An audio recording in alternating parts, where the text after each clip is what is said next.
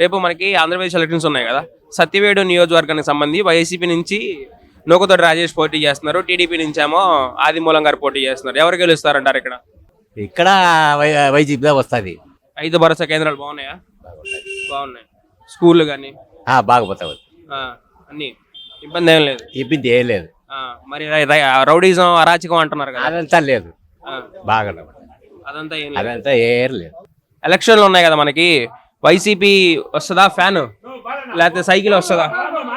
ఏది వస్తుంది? ఫ్యాన్. వాలంటీర్లు ఇంటికి ఇస్తాం ఫంక్షన్. వాలంటీర్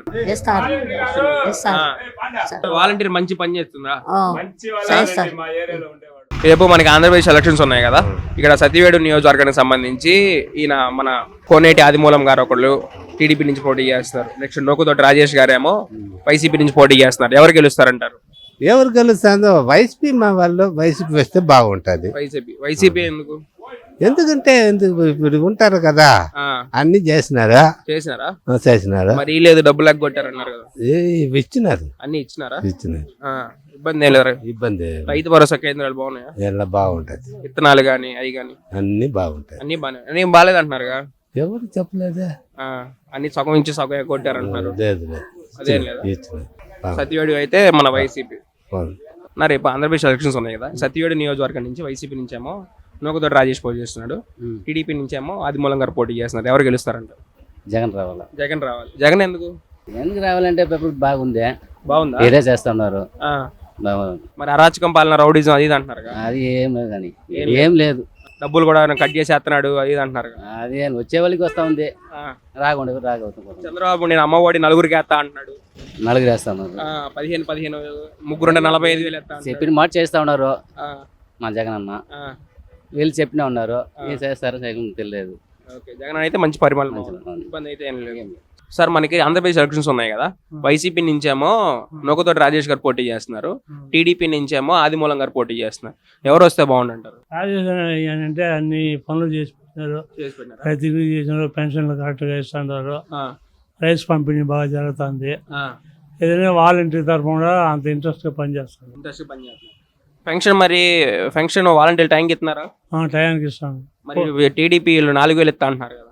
వాళ్ళు వస్తే కదా ఇచ్చేది. వచ్చిన తర్వాత మళ్ళీ ఇచ్చేవాళ్ళని ముందు మనం కన్వీన్స్ చేయాలి, కానీ మళ్ళీ ఇచ్చేది ఆయన వచ్చిన తర్వాత మళ్ళీ కత్తది. మరి బియ్యం బాగున్నాయా? బియ్యం స్టోర్ బియ్యం బాగానే ఉండే, క్వాలిటీ బియ్యం బాగానే ఉన్నాయి. ఇబ్బంది అయితే ఏం లేదా? ఏం ఇబ్బంది లేదు. అయితే రాజేష్ గారు వస్తారంటారు. సార్ రేపు మనకు ఆంధ్రప్రదేశ్ ఎలక్షన్స్ ఉన్నాయి కదా. ఈ సత్యవేడు నియోజకవర్గానికి సంబంధించి కోనేటి ఆదిమూలం గారు పోటీ చేస్తున్నారు టీడీపీ నుంచి. నెక్స్ట్ నూకతోటి రాజేష్ గారు పోటీ చేస్తారు వైసీపీ నుంచి. ఎవరు గెలుస్తారంటారు? ఎవరు గెలిచారంటే చెప్పలేదు. వైసీపీ వస్తే బాగుంటది, వైసీపీ నా అభిప్రాయం. వైసీపీ వాళ్ళు బాగా చేయలేదు అంటున్నారు కదా. వాళ్ళు చెప్తారు, నాకు చెప్పు. ఎన్నిక నెల చేశాను అది. చంద్రబాబు 20,000 ఇస్తాను, పెన్షన్ 4,000 ఇస్తాను. మళ్ళీ కదా అప్పరం కదనా ఇదివరకు చేసేది నెల చేశాను. రేపు మనకి ఆంధ్రప్రదేశ్ ఎలక్షన్స్ ఉన్నాయి కదా. ఇక్కడ సత్యవేడు నియోజకవర్గానికి సంబంధించి నూకతోటి రాజేష్ పోటీ చేస్తున్నాడు. ఆదిమూలం గారు పోటీ చేస్తున్నారు. ఎవరు గెలుస్తారంటారు? మాకు అభిప్రాయం ఏంటంటే ఫస్ట్ లో ఉండింది వచ్చి టీడీపీ ఉండదు అనేసి మాకు అందరికి ఉండింది. ఇప్పుడు కోనేటి ఆదిమూలానికి ఇస్తుంది కాబట్టి అందరూ వైసీపీ వేయాలని ఒక ఆలోచన చేస్తా ఉన్నారు. వైసీపీకి వేయాలనుకుంటున్నారు. ఓకే, రాజేష్ గారు మంచి వాళ్ళు అంటారు ఆయన మీద? మంచోళ్ళు చెడ్డోళ్ళు మళ్ళీ తెలుస్తుంది కదా.